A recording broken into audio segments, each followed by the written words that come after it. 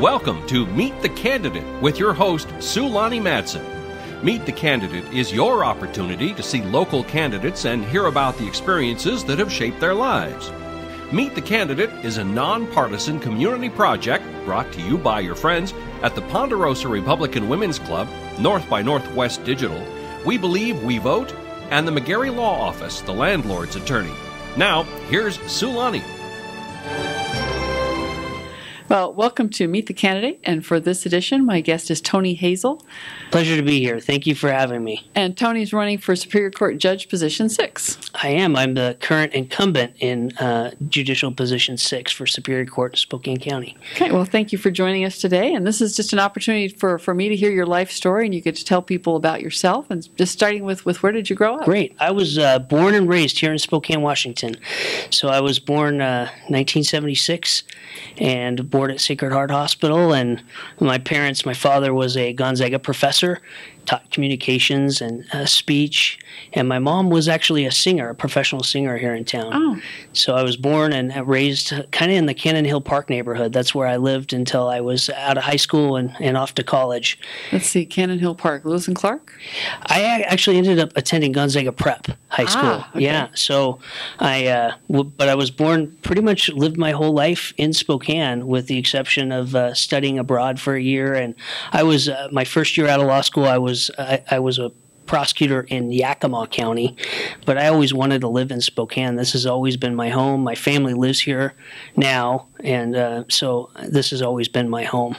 I think saying I should turn the microphone. Okay. There we go. That'll work Thanks. a little better. So, did you go to law school at Gonzaga? I did go to law school at Gonzaga. I went to both. I had the Gonzaga trifecta, so to speak. I went to Gonzaga Prep, and because my dad was a professor, I was very fortunate and got a tuition break at Gonzaga University and stayed on at Gonzaga Law School after my undergraduate degree.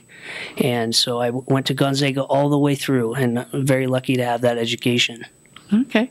So when you worked down in Yakima, what did you find that was particularly different or the same? Well, Yakima definitely has a more diverse population.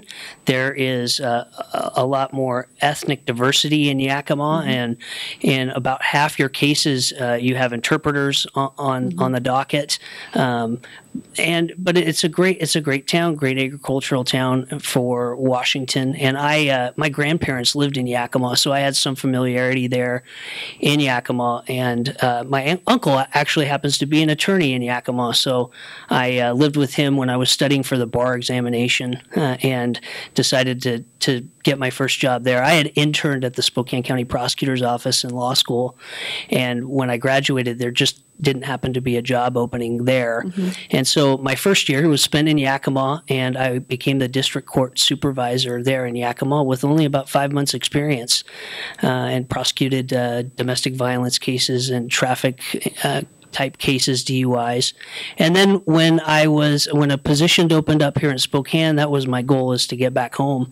I jumped at that chance, and I've been here since 2004 and was a deputy prosecutor for Spokane County ever since.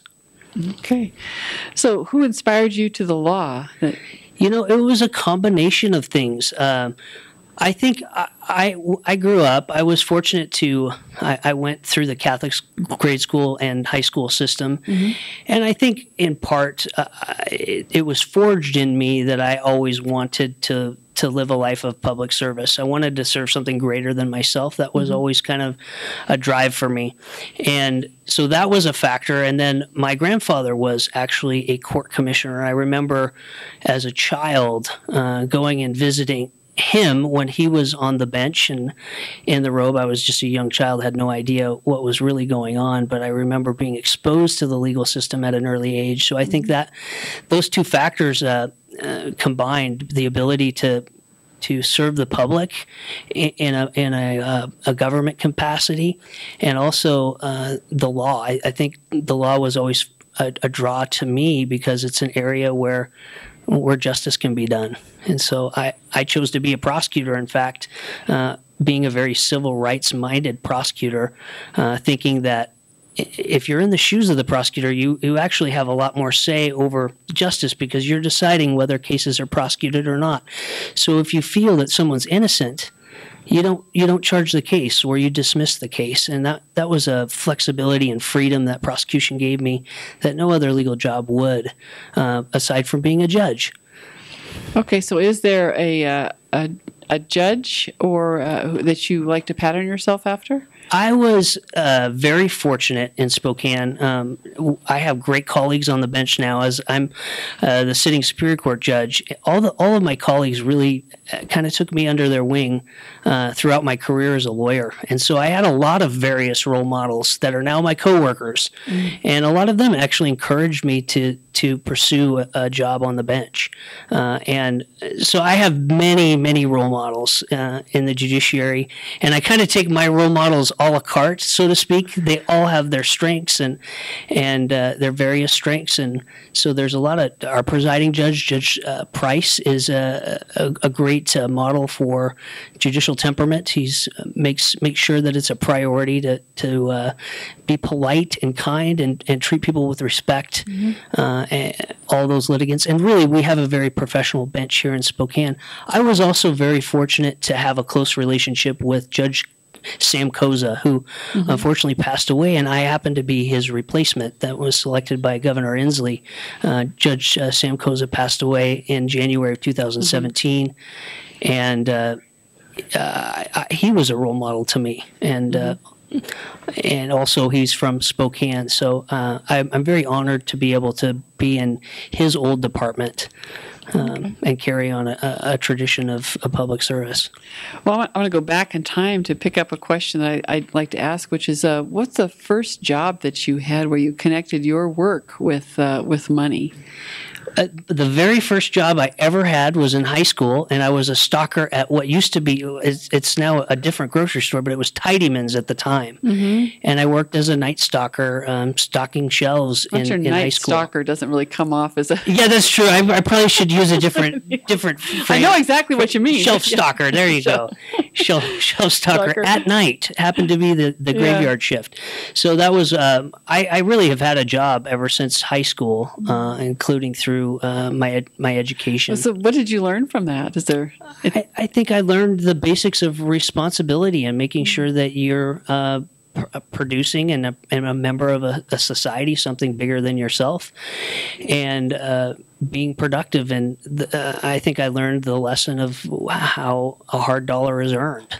And it's earned through hard labor and hard work and developing a strong work ethic and a sense of professionalism. I think I learned over the course of my life that it's very important to take pride in the quality of your work.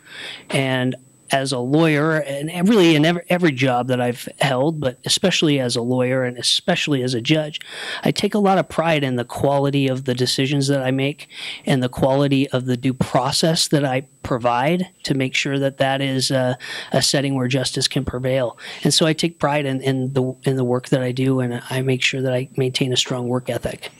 Okay, well, we're close to that last wrap-up question. You get the last word to answer the question, why should people vote for Tony Hazel for Superior Court Judge, Position 6? Thank you. Well, I'm honored to have the opportunity. I, again, was selected by Governor Jay Inslee, and I went through a pretty rigorous selection process. I was evaluated by a panel, impaneled by the Spokane County Bar Association. That was a formal judicial evaluation panel.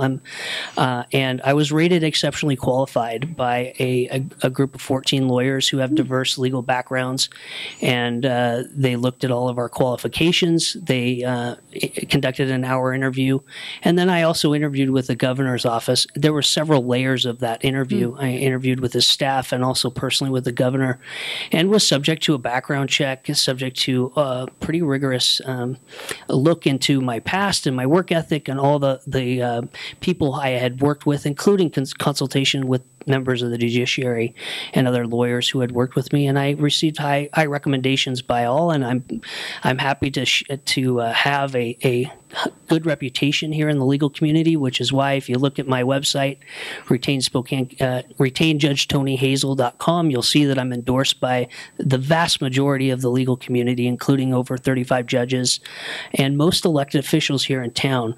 I am someone that's passionate about civics. I'm nonpartisan and always have conducted myself in a nonpartisan way. I've been very instrumental in the evidence-based reform process here in Spokane, both as an attorney before taking the bench, but also I continue on in that role here as a judge. I sit on the Law and Justice Council, and I was a member of the Public Safety Transition Team that actually made the recommendation to reactivate the Law and Justice Council. So if you're hearing about all these reforms that are going on in criminal justice, I've been on the ground floor of that process and been one of the promoters and architects of our criminal justice system to make sure that Spokane has the state-of-the-art best practices. We look throughout the entire country and to see what are the evidence-based practices out there so that we can make our justice system the best it can possibly be here in Spokane. And so I'm proud to have that on my resume as well. Okay. And I promise to make sure that my courtroom's a fair playing field and every litigant gets the absolute best shot at justice. We have a lot of people refer to it as a justice system, but really we have a legal system. And what we need is a judge to make sure that we have a justice system on top of that. And I'm committed to doing that. Okay. Well, thank you for joining us today. Thank you for having me. Appreciate it. Letting me interview you. Thank you.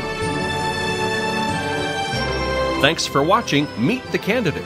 Spokane Talks Online thanks our community-minded partners at Ponderosa Republican Women's Club, North by Northwest Digital, We Believe, We Vote, and the McGarry Law Office, the landlord's attorney, for helping make Meet the Candidate possible.